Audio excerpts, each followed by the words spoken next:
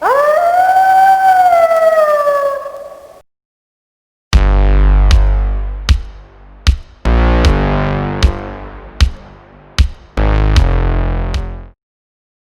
Aries Advocate 88.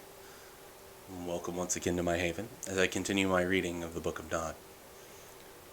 We covered Caine, his brother Abel, his departure into the land of Nod, and his encounter with Lilith, and therein his spurning of Lilith. Caine wanders Nod once again. Let's continue with Zillah's tale. Let me tell the tale of Zillah, first loved of Caine, first wife of Caine, the sweetest blood, the softest skin, the clearest eyes. Alone of Caine's newest childer did Caine desire her, and so was not mindful of his desire, turning away from him. Not gifts, not sacrifices, not perfumes, not doves, not beautiful dancers, not singers, not oxen, not sculpture, not beautiful clothes, nothing would turn Zillah's heart from stone to sweet fruit. So Caine pulled at his beard and tore at his hair, and took to roaming the wilderness at night, thinking of her, burning for her, and one night Caine came upon an old crone singing to the moon. Caine said to the crone, "Why do you sing so?"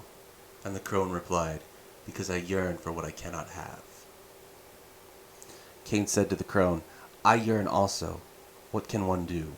And the crone smiled and said, "Drink of my blood this night, Caine, father of kindred, and return tomorrow night. Then will I tell you the tale of wisdom of the moon."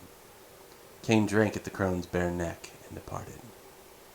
The next night, Caine found the crone sleeping on a rock. "Wake up, crone," Caine said. "I have returned."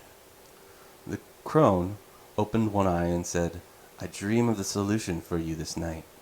Drink once more of me, and then return tomorrow night. Bring a bowl of clay, bring a sharp knife. I will have your answer then." Once again Caine took blood from the crone, who immediately fell back into a deep slumber. And when Caine returned the next night, the crone looked up at him and smiled. "Greetings, Lord of the Beast," the crone said. "I have wisdom you seek. Take some of my blood into the bowl you have, mix it in these berries and these herbs, and drink deep of the elixir. You will be irresistible, you will be potent, you will be masterful, you will be ardent, you will be glowing. The heart of Zillah will melt like the snows of spring." And so Caine drank from the crone's elixir, because he was so in love with Zillah, and he so desired her love in return. And the crone laughed.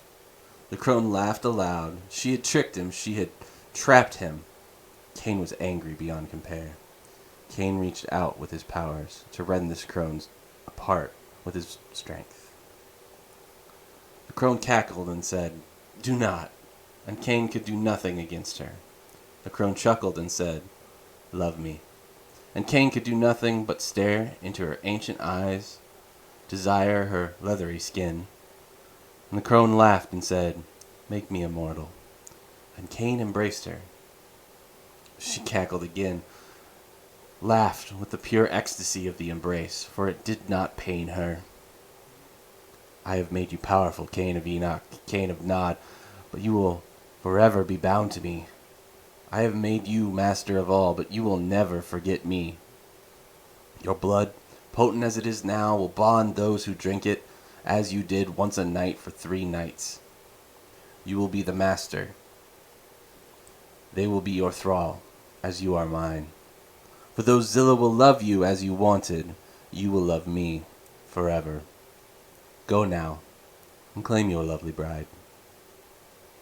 I will wait for you in the darkest places while I brew more potions for your health."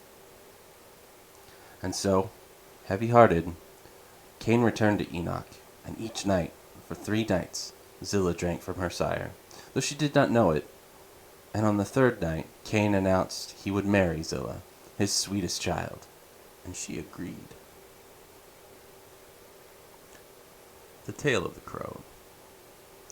For a year and the day, Caine labored in service to a crone who with blood wisdom bound him as surely as any prisoner. She would visit him at night, force him to give up his blood for her secret elixirs and potent formulas. She would take his childer, and they would never be heard from again. But Caine was wise. He did not drink from her ever again, and she did not ask him to, thinking that he was ever in her thrall.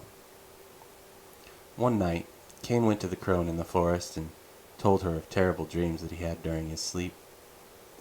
"I fear for my life, crone. I fear for the prophecy of Ariel, and my children's lust for my blood. Tell me secret knowledge, that I might be powerful against my own." And the crone went to a tree made of gopher wood and broke off a limb. She took a sharp knife and sharpened the limb. "Take this piece of living wood, sharp, strong, pierce the heart of your wayward child. It will render him still and yours to command. Instead of feasting on your heart's blood, he will feel the weight of your justice." Caine said, "Thank you, mother." And with that, moving in quick movements, Caine took the stake of gopher wood, seized it, and drove it deep within the crone's heart. Because Caine, wise Caine, had fed not upon her for a year and a day, and because he forced his will through his hands, he broke the bond she held on him, and turned his fortune. She laughed again, as blood swelled up and poured out of her mouth. Her eyes poured out hate. Caine kissed her once, kissed her cold, withered lips, and left her there to Raphael's gentle smile, the sun that rises. Well, seems Caine was busy once again.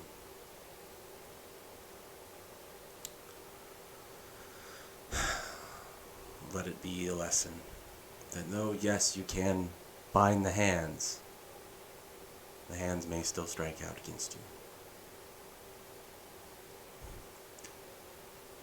Once again, I think that's enough for this evening.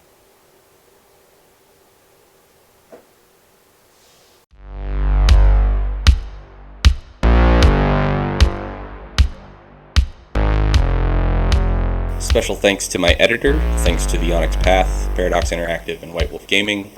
Thanks to all my storytellers and players I've enjoyed Tales of the Night with.